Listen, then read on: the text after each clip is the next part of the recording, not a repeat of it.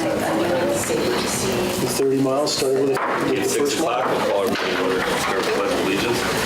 I pledge allegiance to the flag of the United States of America and to the republic for which it stands, one nation, under God, indivisible, with liberty and justice for all. Yeah, roll call, please, Lou. Mrs. Medina? Here. Mrs. Rail? Here. Mrs. Het? Here. Mr. Krings? Here. Mr. Bembo? Here. Mrs. Lee? Here. Hey, Green. First on our agenda tonight is a special presentation of the AmeriCorps Farm to School program.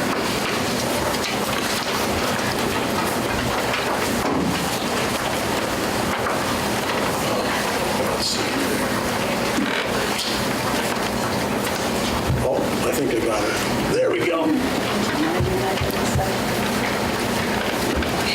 Hi everyone.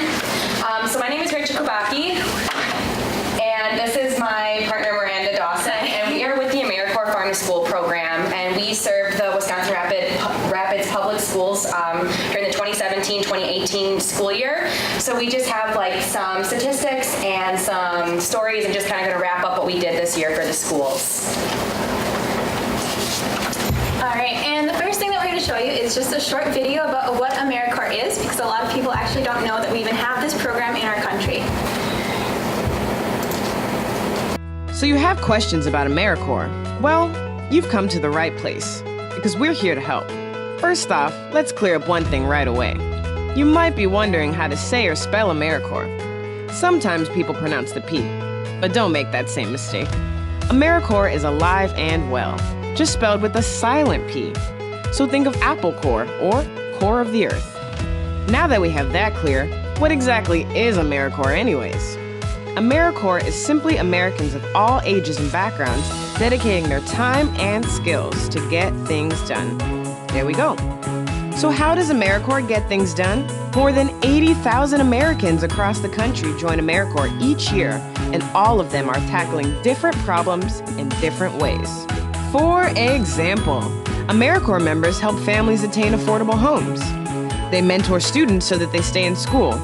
Perhaps there is a tornado, a flood, a forest fire, or a hurricane. AmeriCorps members also help communities recover from disasters. There's so many more things that AmeriCorps members do, but if we said it all, we'd be here all day. Why do we call them members, you ask? AmeriCorps members spend anywhere from 3 months to a year dedicating their time and skills to serve. They can volunteer with nonprofits, schools, public agencies, and community and faith-based organizations. And in case you were wondering, there are a few perks AmeriCorps members get, including money to pay for college, student loan deferment, training, living allowance, health benefits, and job opportunities with leading employers. Not too bad, right? All right. What's the purpose of AmeriCorps? Like the military or the Peace Corps, AmeriCorps is a way to serve your country. AmeriCorps members make Americans safer, stronger, and healthier, and they strengthen our communities. But above all, AmeriCorps members get things done. That's it. That's what AmeriCorps is. Learn more about AmeriCorps at AmeriCorps.gov.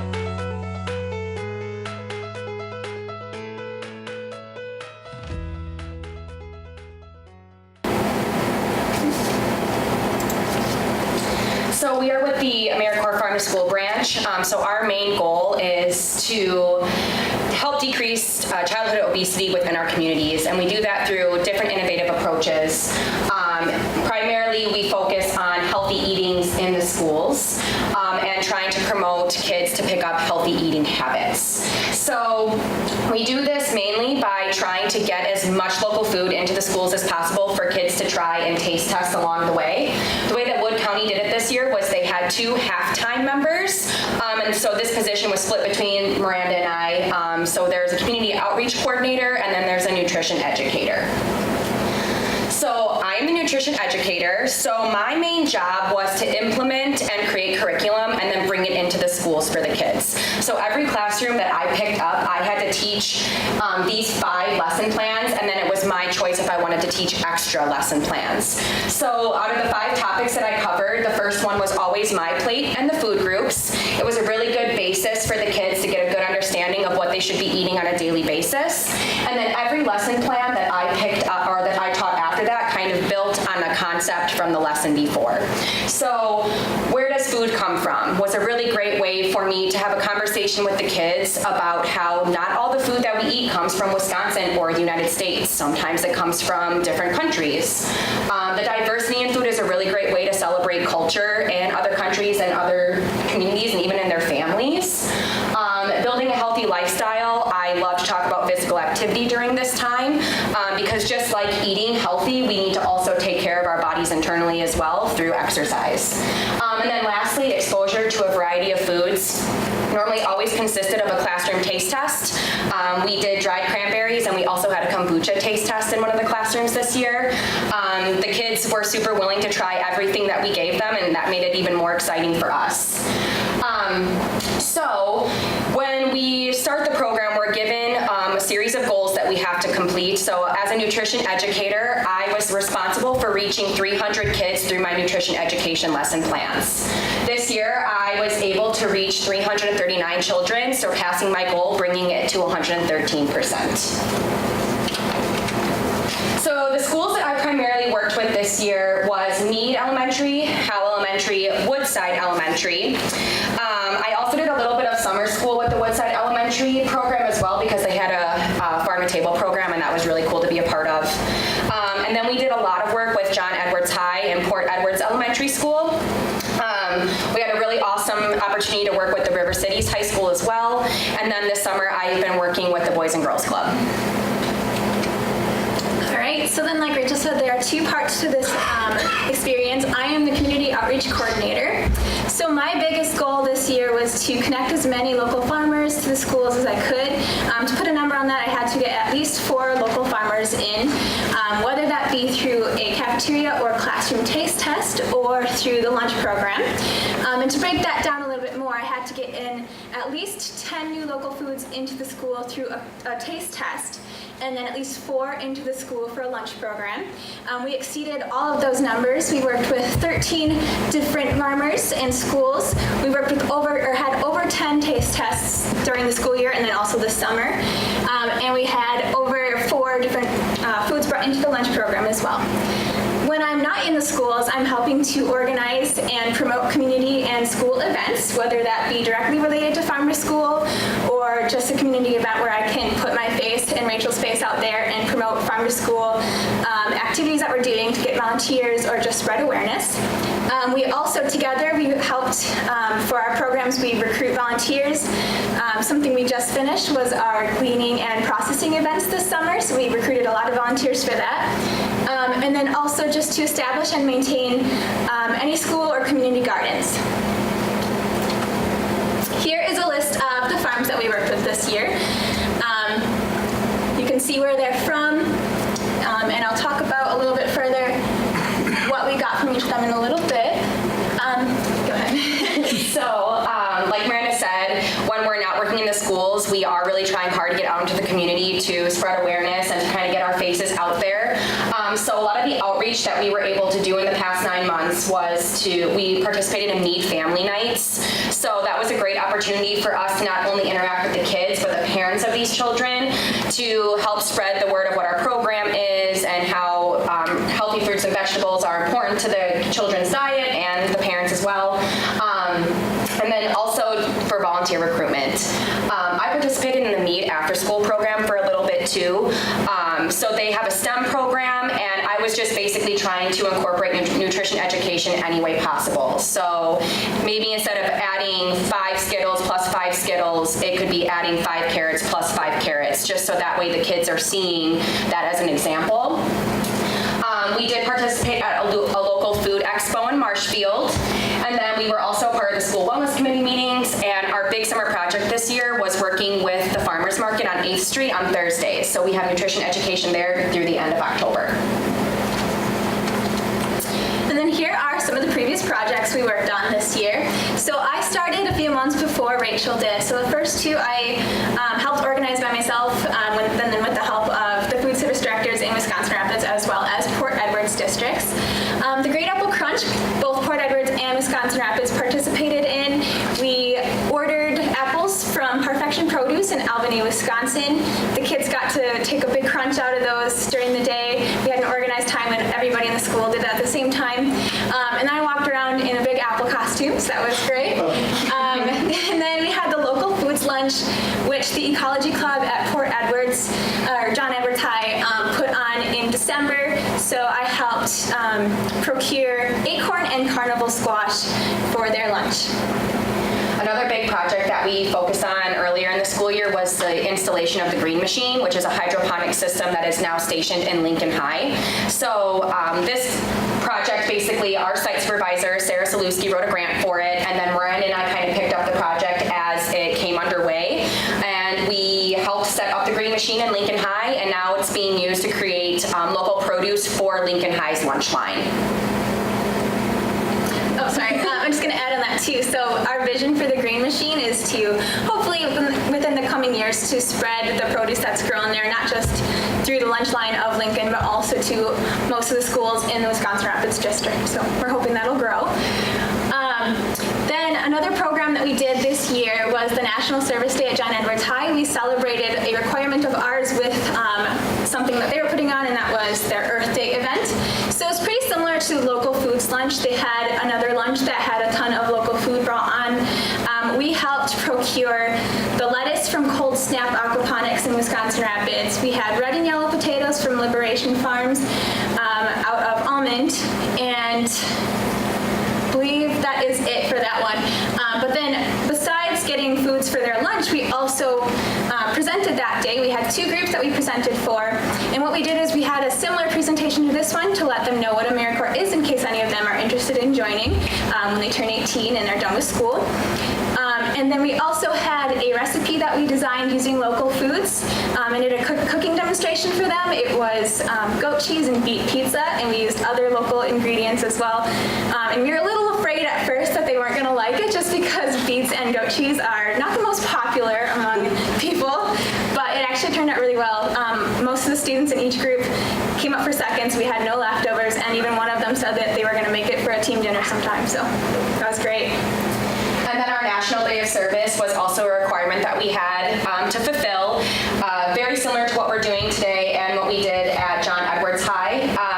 We presented to the mayor, so the mayor comes and recognizes our service, and we also were able to show him the completed installation of the green machine, and we were able to plant the starters in the green machine that day. So all the kids and the mayor himself planted part of the starters into the green machine, and then from there the students took care of it. Yeah, something we did in May was the container gardens at River Cities High. This was a really fun experience. We had 5 different lessons that we went in each week to do with them. So we had 1 lesson each week for a total of 5 weeks. So what we did is we started out with tomato seeds that somebody donated to us, and we took those seeds and germinated them in a window just by putting them on a damp paper towel and putting that in a Ziploc bag. And so they germinated, which was great. It was an experiment in itself, but it turned out really well. Then the next week we took those germinated seeds, planted them in the seed starting trays, and then the following week we just watched them grow until the end when we were given about 20 different tomato plants for the students to pick from. We were also given pots from Farm Shed, some tomato cages, gardening gloves, trowels, fertilizer, and soil, all for them to each take home their own and to be able to care for their tomato plant over the summer. And then, like I stated earlier, we have our farmers markets activities that is still ongoing. So it goes through, there's like a 4-week cycle, so it starts with nutrition education. The following week is a taste test based off of what I had taught the week before, and then there is an art activity, and the following week will be a physical activity. And it's just going to keep circling through until the end of October. Yeah, and our last project that we have listed is the gleaning and processing days that we did. So we had 2 events this summer. In the end of June, we worked with Arnold Strawberries, and we had about 7 volunteers. We went out to Arnold Strawberries, handpicked, then went back to John Edwards High, washed, chopped the tops off, and froze the strawberries. And with all of that, with only 7 volunteers, in 2 hours we were able to pick 108 pounds of strawberries. That will be, the frozen strawberries are going to be used for next year's school lunches in the Port Edwards district. And then we did a very similar project with Wisconsin Rapids and Port Edwards involving carrots. Excuse me. So with about 9 volunteers, we were able to get 500 pounds washed, peeled, chopped the ends off, sliced into coins, steamed and frozen, all in about a day and a half. So, and we ended up with 422 pounds of carrot coins at the end, which are going to be used for next year's school lunches as well.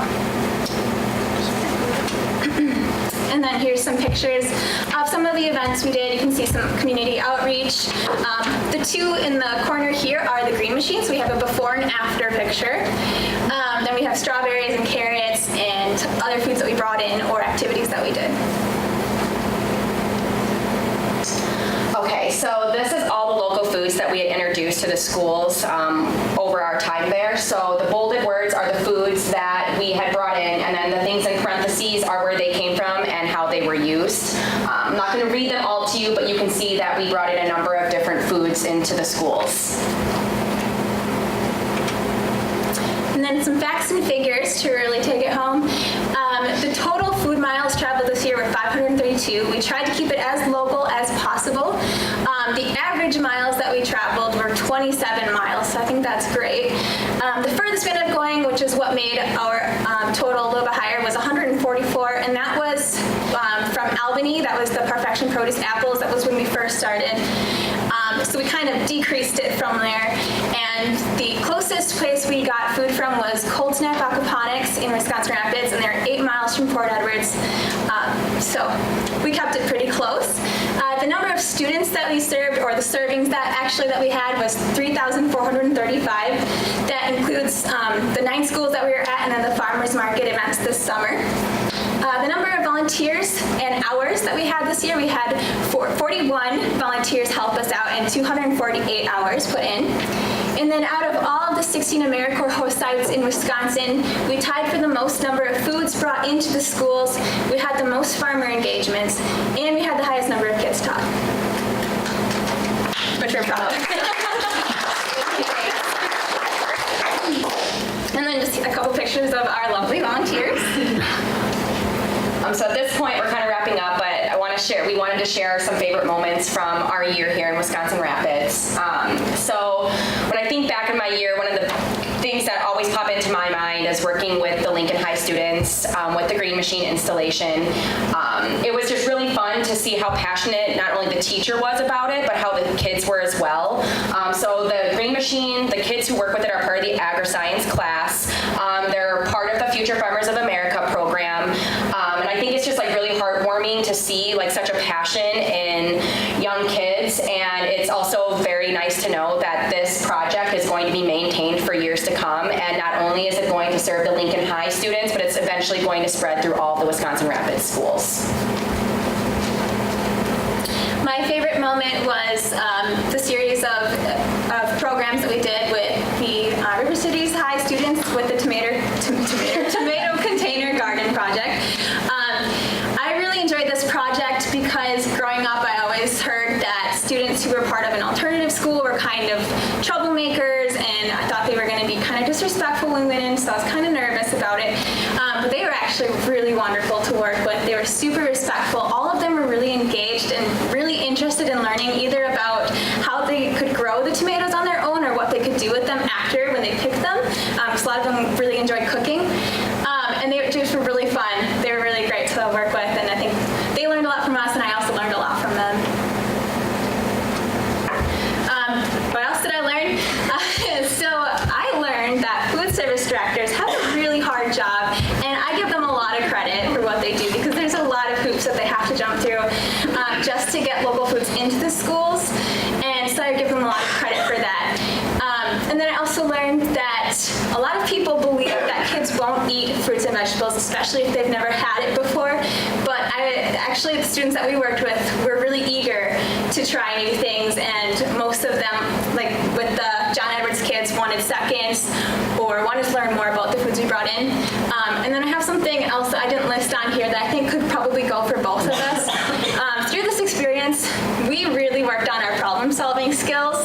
There's a lot of times when something would go wrong right at the last minute, whether it was in our control or not, and we would work together to solve that problem. So that's a big thing that I learned, and I'm sure you learned too. Yes. So something that I learned, before I went into any of the schools that I worked with, I had to meet with the principals. So my very first day meeting with one of the principals, she told me a surprising fact, which was that 50 to 60% of their students was on a free or reduced lunch program, and that's how it was for most of the schools that I worked with.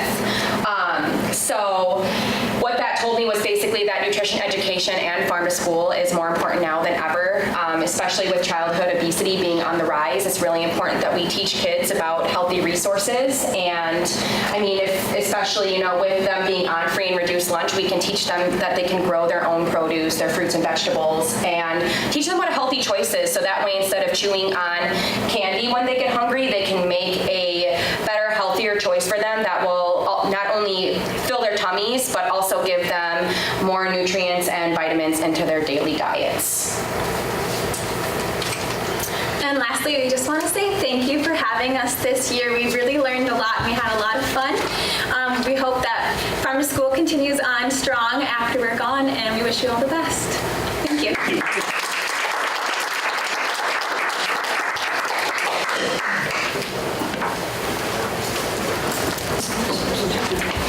Did I see you in one of these pictures? I peeled carrots, yeah. I saw it on Facebook. I thought, whoa. Yeah. 2 hours worth of peeling. Well, there's a lot of carrots. Thank you for your report, and thank you for your service this year. It's very much appreciated. I like your upbeat attitude. I like the fact they're introducing new foods. Kids want to try it. That's awesome. Right. Beet and goat cheese pizza? Not sure about that for me, but I love it. I'd give it a shot. all right. Well, next we will move on to the minutes. Okay, I would make a motion to approve the regular Board of Education meeting minutes of July 9th and the special Board of Education meeting open and closed of July 9th. Okay, we have motion and second to approve the regular Board of Education meeting minutes of July 9th and the special Board of Education meeting minutes open and closed of July 9th, 2018. All those in favor, please say aye. Aye. Opposed? Motion carries. Minutes are approved. Do we have any comments from citizens tonight? No. Okay, we can move on to committee reports. John, Business Services. Thank you, John. Business Services met on August 6th at 6 o'clock, and we had no public comment. We also had a previous meeting on July 26th, a closed session meeting in negotiations with the bus contracts. So we will need to approve those minutes when we do those minutes at the end of this report. We have 4 consent agenda items. Did anybody want anything held up? Hearing nothing, we will go on to the first one, which is kind of interesting because it kind of dovetails into the report and the information we just heard from the AmeriCorps group, and it's additional schools to the community eligibility provision program. And what this is basically is we have 2 schools in the program already, Mead and River Cities High School. And what that does is allows us to offer free lunch. We already do free breakfast in all our schools and snacks, but it also allows us to offer free lunch to 2 more schools, which actually will bring in additional revenue to us because we've been providing that already to our students as the free breakfast program in all our elementary schools.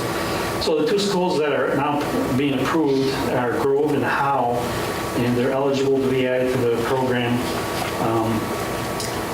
Lizzie gave us a nice presentation because we weren't just totally up to speed on what this program was about because I didn't really put it together with food service. But what it does is it allows now the students at Grove and Howe to be eligible for free lunches.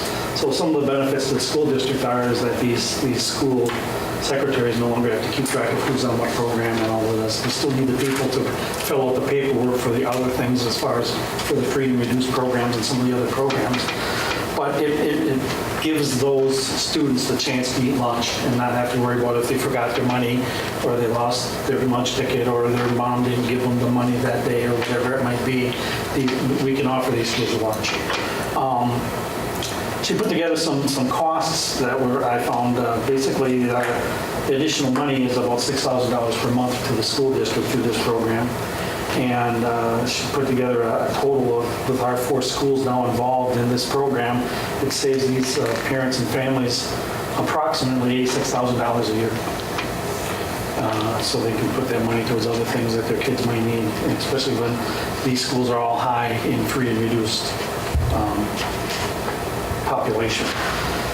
So the committee recommends, and I move that we approve, or make the recommendation to approve the addition of Grove and Howe Elementary Schools to the Community Eligibility Provision Program for approval. Then our second item, we went through transportation contracts. We had a closed session on July 26th, and there were two topics that we didn't finalize, one of them being the duration of the contract. And the contract currently is a 6-year contract with a 2-year rolling percentage. So what we did is we are approving the contract for an additional 2 years through the year 2024. And then there was a base rate increase and a percentage increase, and it was determined that we will do the the percentage increase first, followed by the base rate increase second. And the committee recommends, and I move that we approve the transportation contracts with the extension of the contracts through 2024 and the increase of the base rate to be applied after the cost of percentage board increases. That we recommend this for approval. Our third item was the inter-district agreement, which basically is workplace training, or as we know it as Project Search. The district operates a workplace training program in conjunction with Aspires Hospital. Students from the Coosa, Port Edwards, and Wisconsin Rapids participate in this program. The costs are split between three school districts using the 66.03.01 inter-district agreement. So our committee recommends, and I move that we approve the 66.03.01 cooperative agreements for students attending workplace training program from the Coosa, Port Edwards school districts for approval to the board. And our last item is also a 66.03 agreement. This is for our virtual program.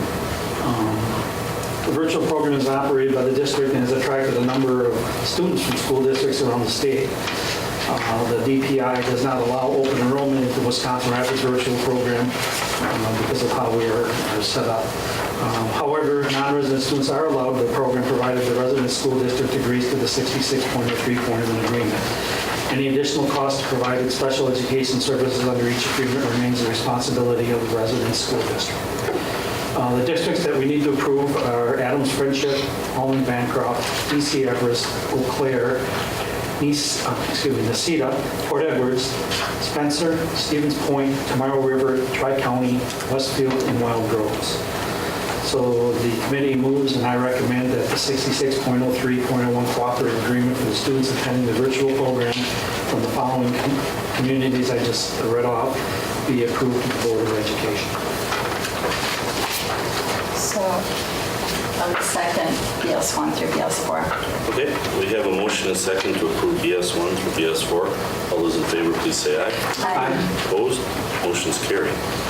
All right, the remainder of our meeting was purchase update. We had an update on accounting, payroll, and human resources software, our Skyward software for student management, our insurance program, general liability, and Board of Errors and Emissions insurance, the update on our Honeywell control contract for our technician to come in and as well as work on all of the heating and air conditioning systems we have in every one of our buildings. And then there was an update on air communications. That's purchases for schools at the New Rapids, Wisconsin Rapids area middle school. It was found out with a new addition that the radios they had, which were analog, which really don't work very well in today's society. It was like a technology that was very old, needed to be updated because they couldn't even hear anywhere in basically any of the new edition, they couldn't hear a radio. So there's some radios similar to whether they're same radios that are used at Lincoln High School. And with that, the committee recommends, and I move that we approve the balance of this meeting minutes as well as the meeting minutes from July 26th. Second. Okay, we have a motion and a second to approve the committee meeting minutes of August 6th and the special closed session committee meeting minutes of July 26th, 2018. All those in favor, please say aye. Aye. Opposed? Motion carries. The minutes are approved. Thank you, John. Next, we go on to personnel services. Personnel Services met last Monday, August 6th, and from that meeting, we have 5 consent agenda items, and they are as follows. Number 1, the committee recommends and I move to approve the 4 professional staff appointments. 2, the committee recommends and I move to approve the 4 support staff appointments. 3, the committee recommends and I move to approve the 1 support staff resignation. 4, the committee recommends and I move to approve the addition of 10 days to the work schedule of the athletic director secretary position. She's just overwhelmed. Some of the sports start early in August, and she just needs us to kind of keep her head above water these extra days. And 5th, the committee recommends and I move to approve the addition of 6 additional days and 30 additional minutes for each day work to the work schedule of the academic and career planning volunteer assistant position. Once again, just overwhelmed with things going on at Lincoln, and we need this additional time. Is there anybody that wants something held out? I think you said on PS1 4, and there were 7. What? There's 7. Oh, there's, On PS1, front page? yes. You I just was said going to say the same You thing. said 4. You said 4 instead of Oh, there's 7. There's 7 written.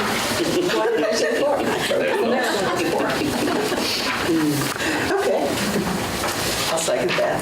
Okay, we have a motion and a second to approve PS1 through PS5. All those in favor, please say aye. Aye. Opposed? Motion carried. And then we had some representatives from the Lincoln High School hockey, and they came before us looking for us to pay for coaching and some other things. At this time, they presented us with, I think, 3 or 4 pages of history and background and rationale, and it was just at this meeting, and because we hadn't had a chance to look at it, we tabled this for next month. So this will be coming through next month. And then we had from Mr. Brian Oswald, our new HR director, an update on our professional staff hiring update, and I know it's changed since last Monday, so what is the status now? You should have Well, that comes under new business, I guess. ours. Do we have more open positions yet? You do it all. Oh, okay. Okay. With that, I move that the minutes from the August 6th committee meeting be approved as printed. I'll second that. We have a motion and a second to approve the Personal Services Committee meeting minutes of August 6, 2018. All those in favor, please say aye. Aye. Opposed?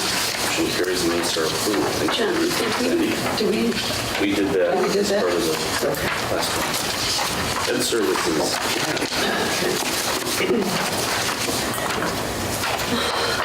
We also met on August 6th, and we had no public comment. Then we went on to actionable items, and our first one was the Co-Curricular Activities Code of Conduct. Ron Rasmussen, our principal from Lincoln High School, reviewed and recommended changes to the Co-Curricular Activities Code of Conduct for Wisconsin Rapids Public Schools as set out in Attachment A. Following discussion by the committee, additional changes were requested to be made in the document as follows.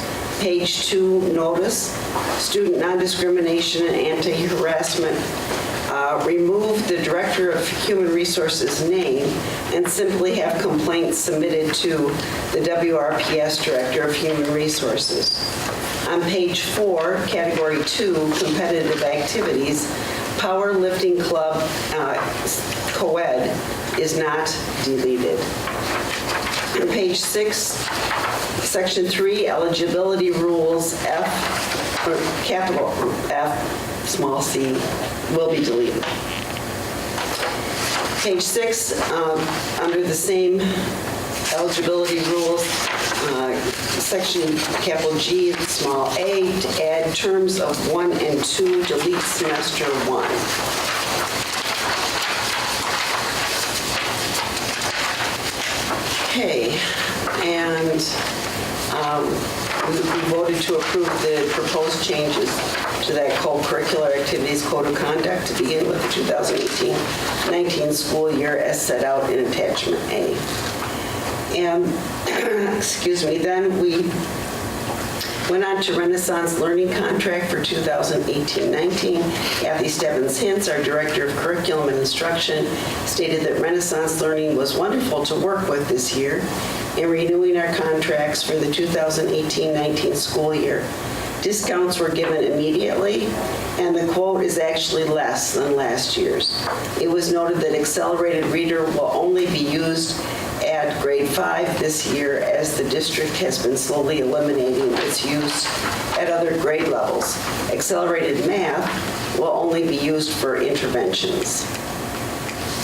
And so we approved the contract with Renaissance Learning for the 2018-19 school year in the amount of $33,602.46 to be paid for from curriculum funds.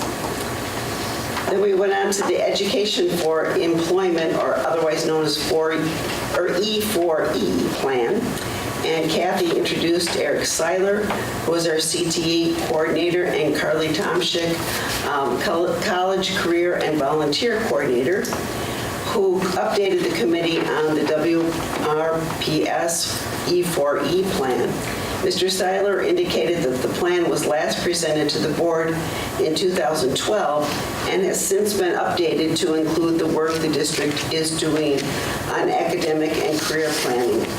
The ACP was created by a committee of 25 members and was presented to the board about a year ago. Ms. Tomschick shared a slide presentation of the WRPS E4E plan. This will be added to the district's website as a tool for students and staff. And we approved the Education for Employment, or E4E plan for Wisconsin Rapids Public Schools. Does anyone want any of those held out? Okay, then I would, the committee recommends and I move that we accept ES1 through 3 for approval. Second. Okay, we have a motion and a second to approve ES1 through ES3. All those in favor? Oh, I need roll call. I'm sorry. Do we have roll call, please, Marie? Mrs. Medina? Yes. Mrs. Hett? Yes. Mrs. Lee? Yes. Mrs. Rayle? Yes. Mr. Krings? Yes. Mr. Bembo? Yes. Thank you, Marie. And then we went on to updates.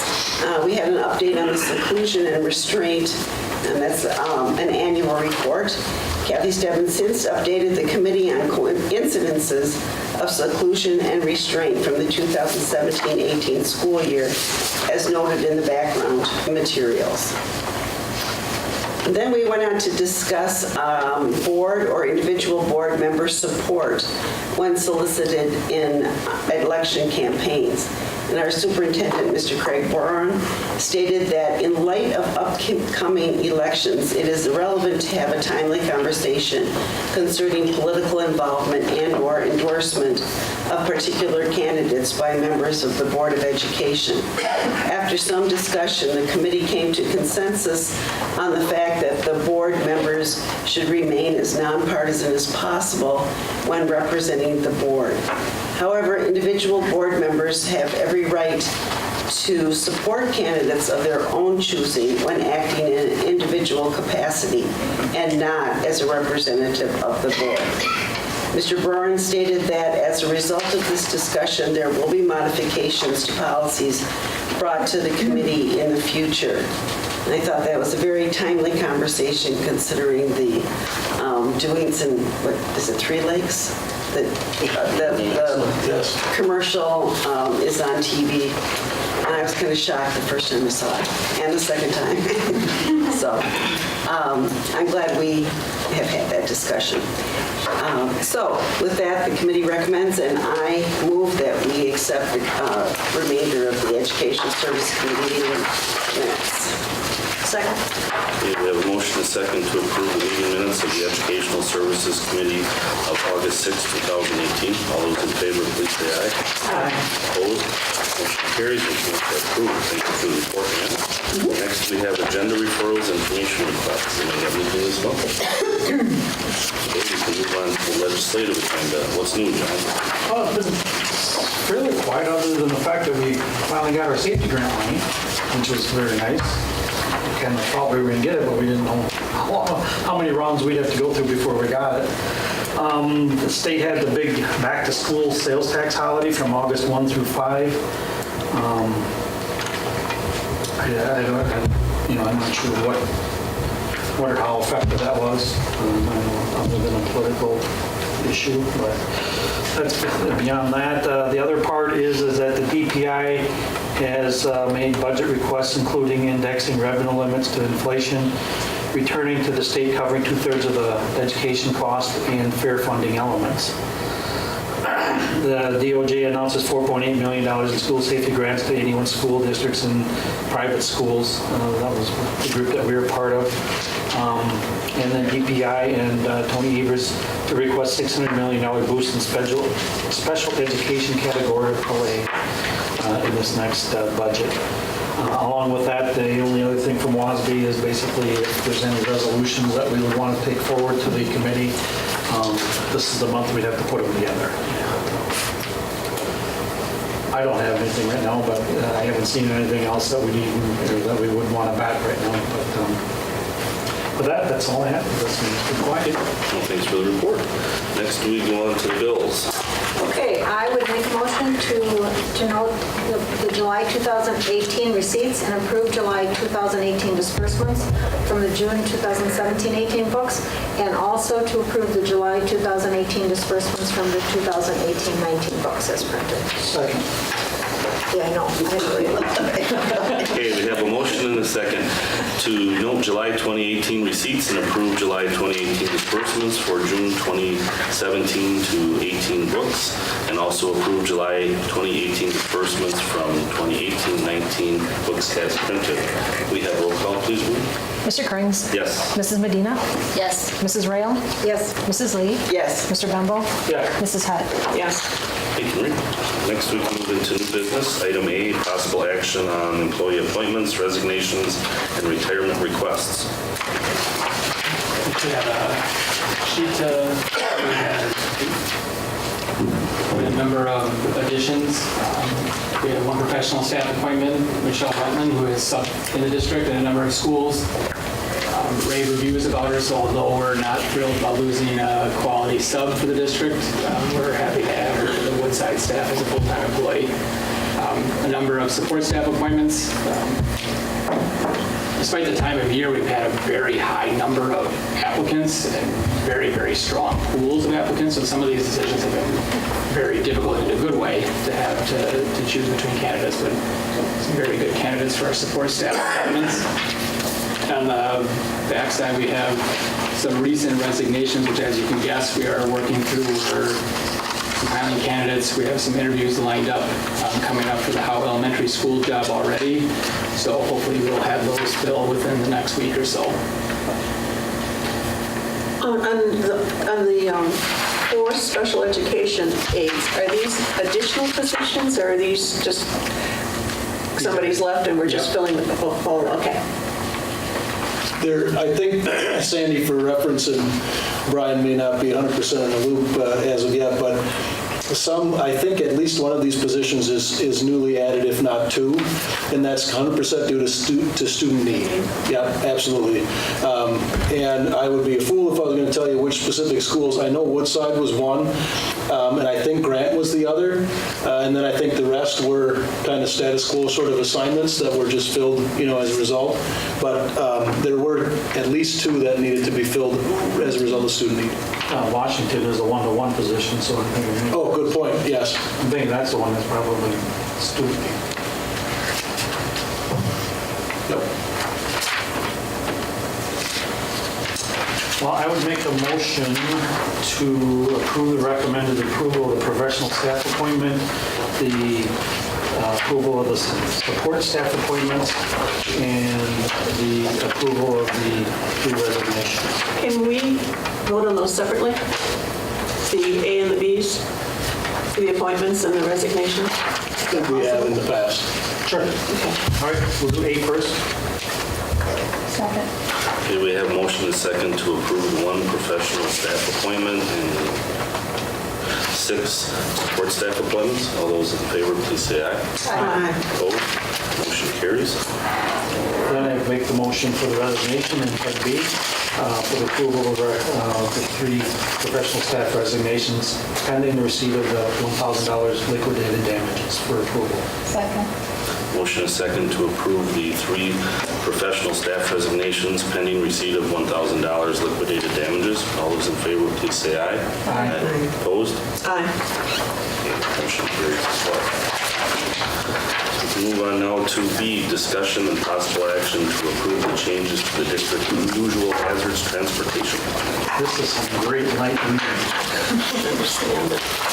Oh my God. So included in your background information is this, shall we say, voluminous document that is, required under state statute for public school districts providing transportation for students. And what it basically does is identify areas, as the title indicates, of unusual hazard.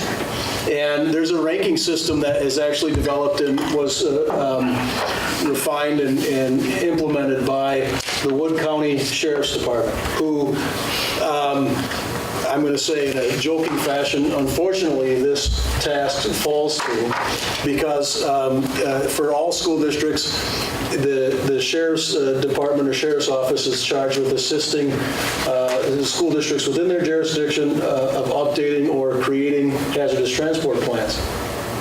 And I say that because, again, you see the circumstances. Also, I would mention that our plan that this would replace upon approval was conducted and concluded in April of 1990 when I was happily concluding my sophomore year of high school. So for those of you that are bad at math, I was 16 years old, yeah, and I'm now 44. So lots of things have changed over that almost 30-year period, such that areas that were hazardous in the past may no longer be, and areas that were, didn't even exist. For example, from what I've been told, I'm not a local, but from what I've been told, the expressway didn't always run through Wisconsin Rapids as it does now. So clearly there's been some changes in almost 30 years. And then what ends up happening is through a lot of finagling and finger pointing, and when I say that, again, it's joking, but finger pointing about like, okay, who's going to do this? Like, how is this going to happen? And I include our friends at Wood County Sheriff's Office as well as district employees. And then what ended up happening is Wood County, in all seriousness, Wood County Sheriff's Department really stepped up to the plate. Scott Sager, Lieutenant Scott Sager, is the guy that was assigned to help us through the process. He did an outstanding job. And then for our district, it ended up being Maureen Hodgson, who, of course, you all know, did on the district's behalf, I would say 98% of the plan you see before you, which very clearly is not part of her job description unless you read very low at the bottom that says other duties as assigned. And I wouldn't go so far as to say it was assigned necessarily, but we had several conversations, and she just took it and ran with it and did a ridiculously thorough and outstanding job. So what we have for consideration, and with your review being that this packet was included, some of the stuff is pretty straightforward, but I wanted to draw to your attention for the purpose of conversation without getting to long diatribes, unless of course we need to, specifically pages 6 and 7, which are included in your packet, and it is it's a Excel spreadsheet that is simply titled Identified Unusual Hazard Areas / Total Point Summary. So that's the thing that I'm talking about. When you look at that, what I would like to do is simply highlight what's different from what we had in 89-90 and provide you some of that just very brief rationale. So River Cities is basically the same. And you might say, well, so one of the questions too is not only has roads changed, but schools have changed, schools have closed, some have opened. Schools used to be K2 or K5, and now they're 9-12, as in River Cities High. It's kind of grab bag. And that's true also for our private schools, which also fall under this plan. So the first thing is River Cities High School, and very clearly there's 3 things there. Those 3 things stay. When River Cities used to cater to, it was called Children's Choice at the time, and it catered to elementary age students. So the point totals may be different than our old plan, but those 3 areas were still included in the old plan and are included in the new plan. They were hazardous before and they're hazardous now. Okay? Grant Elementary remains the same as it was. Howe Elementary remains the same as it was. And so now I'm about a third of the way down the page to Emmanuel Lutheran School. And item 4 and 5 on that list are the same, but new added to that is 1, 2, and 3.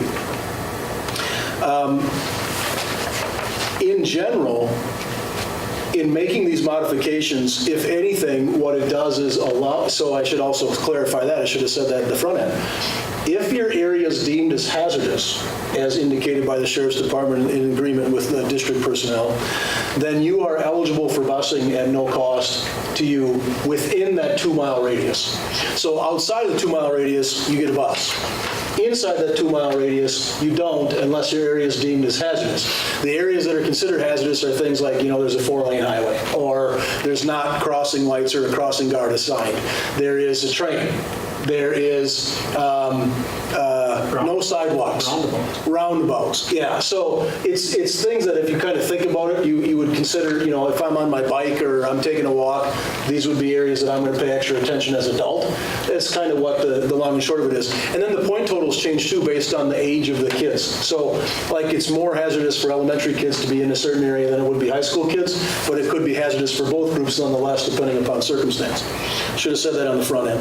Anyway, with the manual, the numbers 1, 2, and 3 in that list are new to our plan, weren't in the old.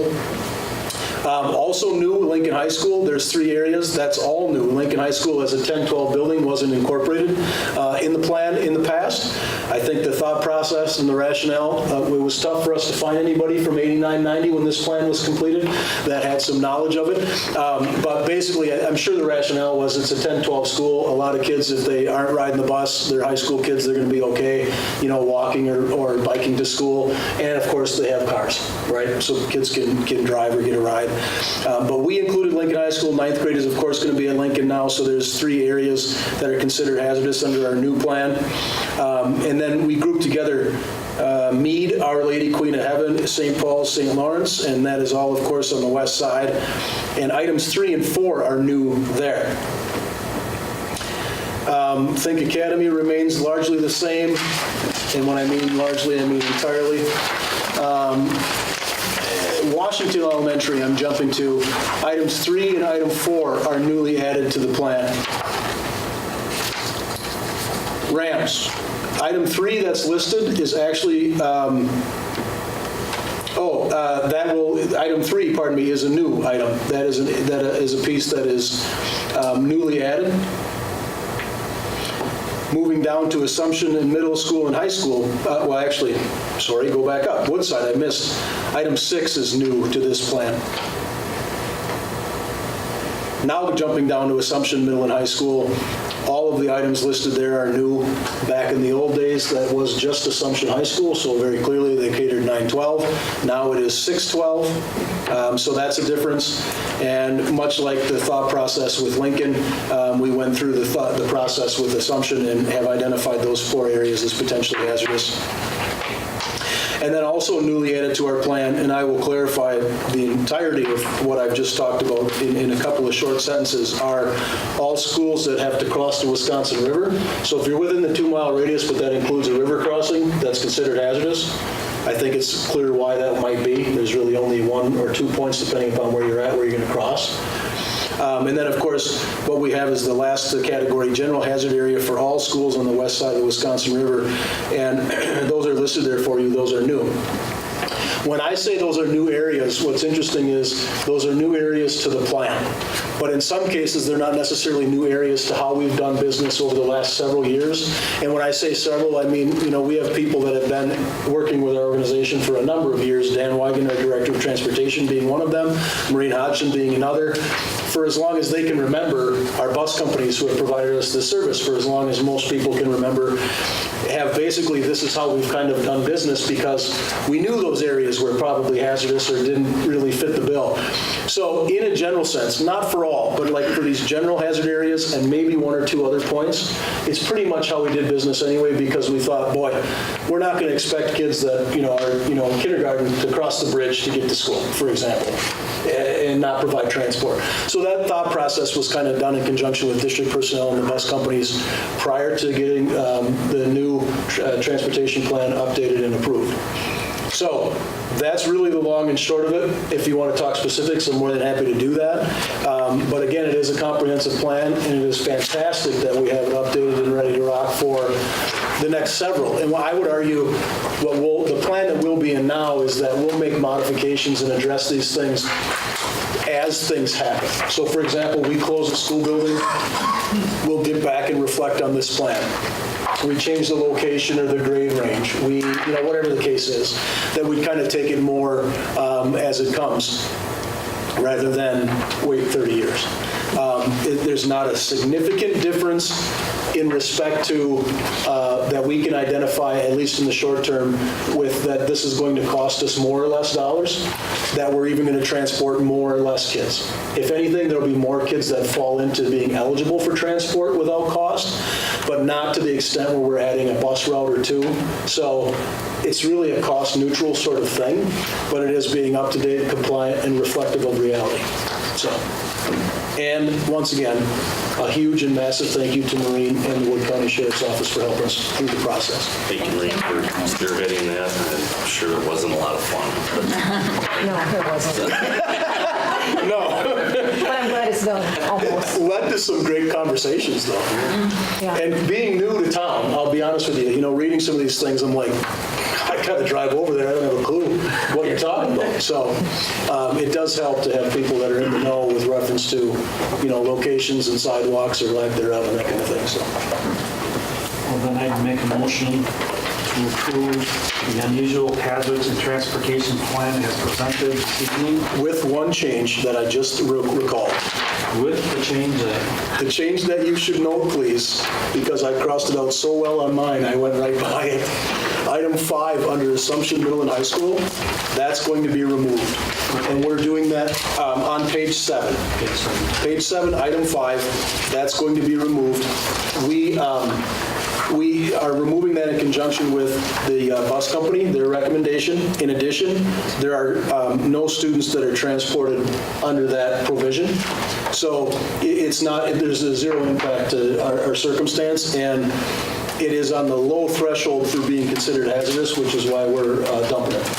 So it's still qualified without that. Well, right, because they're past that radius. So there is only a small portion of that where it's impacted, and no students that reside there attend. So then I will make the motion to approve the unusual hazardous transportation plan with the change just presented on page 7. Thank you. Second. Okay, we have a motion and a second to approve the unusual hazards transportation plan with one noted exception, effective for the 2018-19 school year. All those in favor, please say aye. Aye. Opposed? Motion carries. Okay, if we look at the calendar, we have a closed session meeting in C when we're done here, and just note that our board committee meetings are on Tuesday, September 4th, due to the Labor Day holiday. So with that, we're adjourned.